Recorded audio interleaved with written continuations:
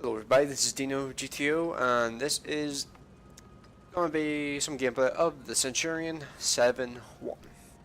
Now, everybody already knows this is a great tank.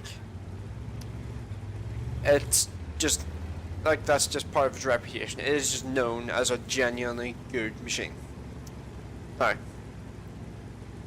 may have noticed in the chat there at the start, I wrote attack east because we do not have the heavy tanks that the enemies have. And that's true because they have an M103 and an ST1. Now, I know the M103 is a crap tank. At least it is in my opinion, but the ST1 is a monster in terms of raw armor. That turret is one of the strongest turrets in the game, and that is not something to be messed with. If you can possibly avoid shooting at the ST1's turret, you should. Because it is by far the strongest, I think the strongest turret at tier 9. I believe that sounds about right, as far as I remember. It is actually the strongest turret at tier 9. But yeah, I'll start off by pushing forward aggressively and just trying to screw up this T-54 lightweight, because I know for a fact that this guy could be extremely annoying if he gets away.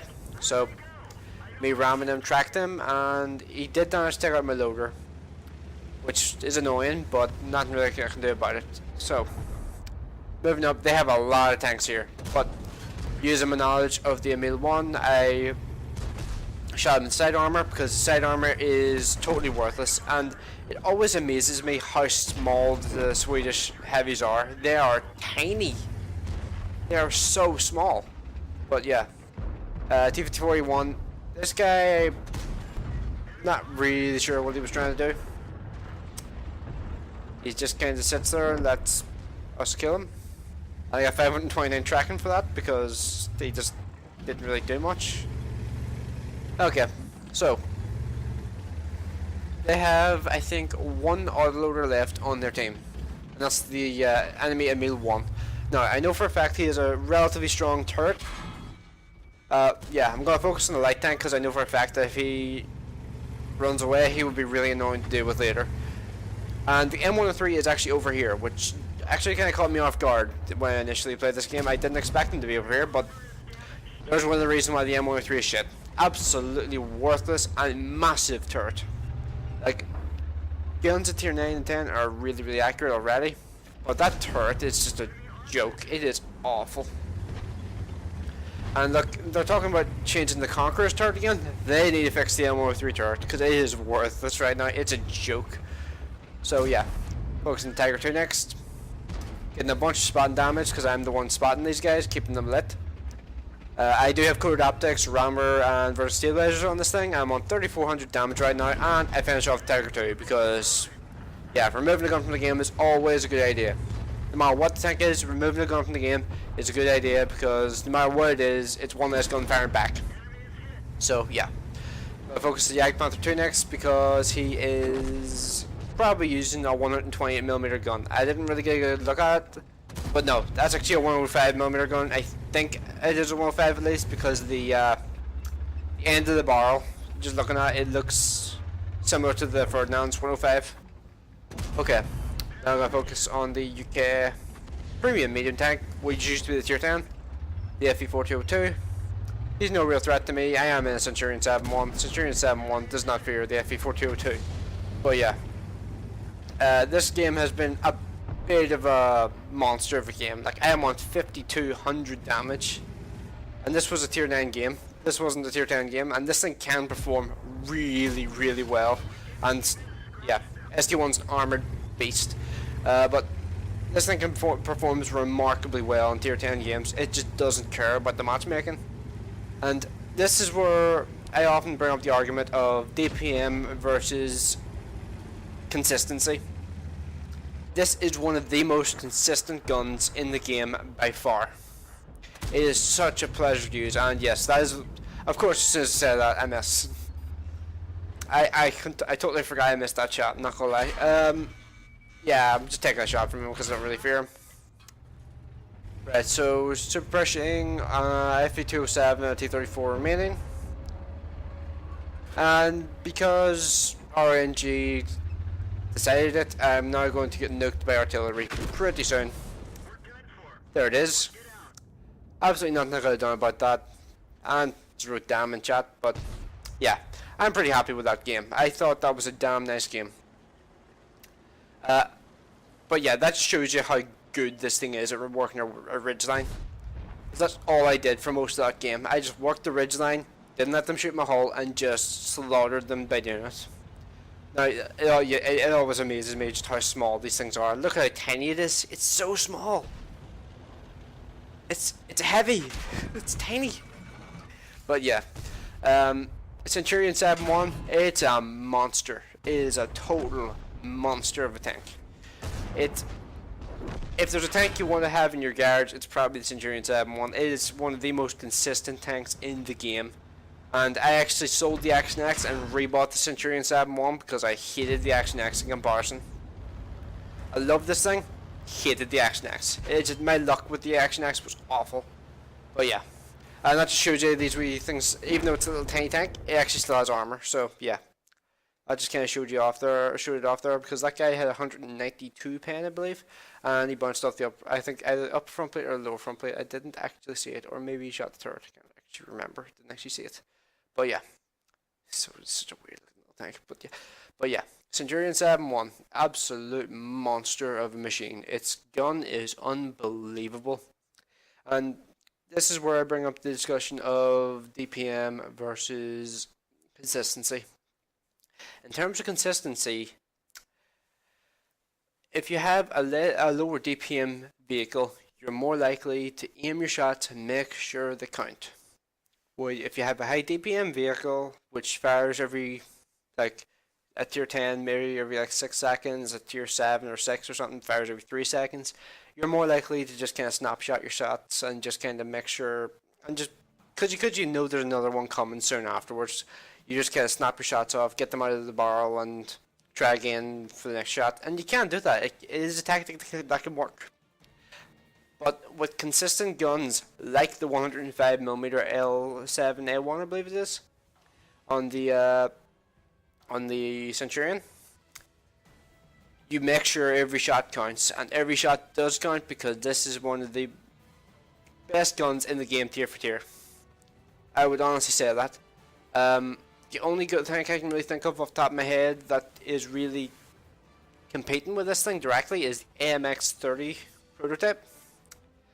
It's got a weird name. It's not actually called the AMX-30 prototype. It's got like one or Prot or something like that. It's a really fucking weird name. I'm not going to worry about that. But yeah, that thing has less gun depression. It is faster. It's unquestionably faster. But I don't think the gun is as good in terms of consistency. I haven't driven that tank yet. I will eventually, well, at some point I will drive it. There's no doubt about that at all. But overall, that tank, I just don't get the feeling that it will be able to like compete as well as the Centurion can. Like the turret armor on the MX-30 prototype. This is like the main point you have to make. The turret armor on the MX-30 prototype is awful. And basically anything that hits it is going to pin. Yes, it's got a relatively troll up front plate because it's 70mm, I believe. And sloped like it's ridiculously well sloped. But the Centurion's got a good up front plate too. And this thing is, yes, it's a big target. It's about the size of a heavy tank, honestly. It's a pretty big machine. But honestly, I feel like that just kind of works to its advantage. It can bully tanks if you keep it in the right situation. And it's actually really easy to get in the right situation because it has gun depression. Now, I'm not a guy who lives and dies by gun depression, but I can openly admit that this thing is a great machine. And it is kind of weird that I've been looking at the Meal 1 the entire time, but the Centurion 1 is, or 7-1 is a great machine. I'm not going to rewind time until I'm alive again. See, am I still dead? Yes, I am. Give it a second. I think I may have just glitched the replay. Nope, I haven't. Good. But yeah. Great tank. Amazing gun. The turret is not as strong as it once was. In HD, its turret got a significant nerf. The mantlet armor is no longer quite as just quite as invincible as it once was. But overall, this machine, it just holds up, and it's a really good looking machine too. Look at it. It's awesome looking. And it's one of the few machines I actually managed to get a gun mark on before I got the top gun. And actually, I hear people say it all the time, but the 20-pounder is a viable option on this machine. And it can work really well if you know what you're doing. But one weak point I do need to make you aware of is the lower plate. The lower plate, it's obviously weak. The up front plate's actually kind of decent. But the lower plate, I can't remember which side it is. I think it's this side. Has a big ammo rack hitbox behind it. And that is why you need to play this thing as a hold down warrior. Basically a hold down warrior. And you want to avoid people getting shots on your lower plate if you possibly can. It's the same story with all UK vehicles of this kind of body shape, like the Carnarvon, the Conqueror, the Centurions, all of them. And I think the 215B as well. I think so. I'm not 100% sure on the 215B, but all of them have the same ammo rack weakness, and I think it's on the same side on all of them. So yeah, just be aware of that. But yeah, now I'm going to go on to the stats. Okay, so this was an ace tanker, high caliber Confederate. So yeah, this just shows you like the kind of power of this machine and like the kind of thing that you can do with this machine if you know what you're doing. Now, I did get nearly 1500 base XP in a tier 9 and I died. Keep that in mind because I'm pretty sure you get something like a 10% bonus for surviving the game. So just imagine what that XP total would have been if I had survived the game instead of getting nuked by Artie. 5300 damage, and yeah.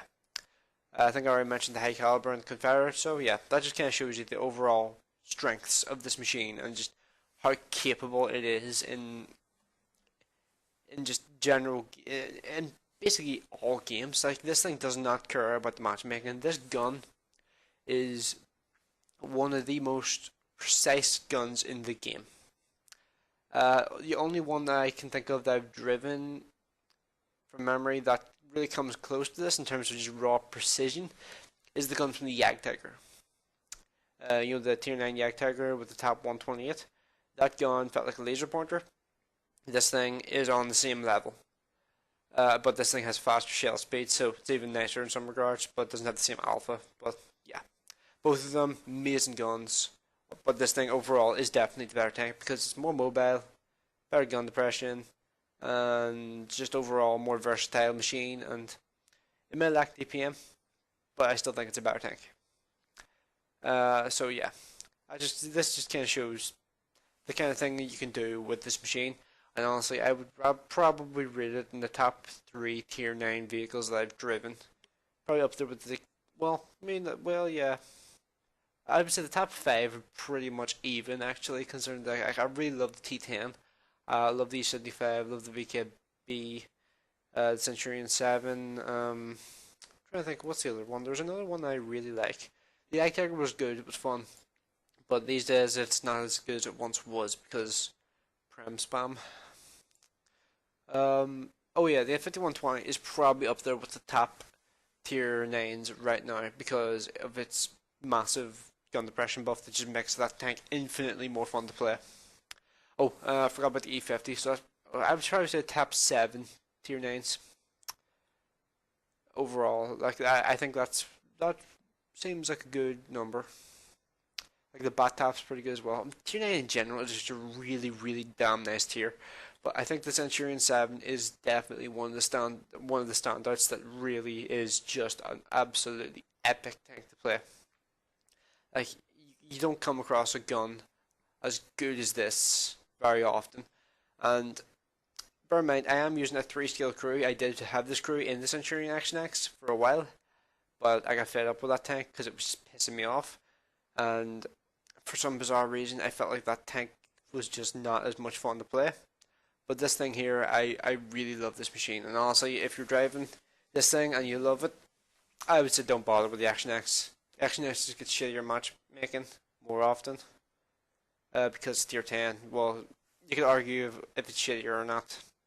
Because tier 10s, well, I mean, tier 10s more often, whereas this thing can make tier 7s. Like, the lowest tier the Centurion X can meet is tier 8, but this thing can meet tier 7s, and this thing eradicates tier 7s. Like this thing, if tier 7 runs into this thing and this thing is able to just take some time and let his gun reload, this thing will decimate tier 7s with ease. And I should say, my reload on this vehicle is about 10.2 seconds or something like that there, so it's a longish reload, but I make every shot count with this machine, so it doesn't really matter too much. So yeah, I think that's about everything I really need to say about this vehicle. And I think that's a full 5 days of Ace Tankers I've done, so pretty proud of that. One from each nation, one from France, one from America, one from the UK, one from Russia, and one from Germany. So yeah, that's pretty cool. Kind of proud I managed to do that. So yeah, if you liked the video, leave a comment, leave a rating of some sort, and if you like my style of content, consider subscribing. You know, because if you like my content, it kind of makes sense. So yeah, thanks for watching. I will see you in the next one.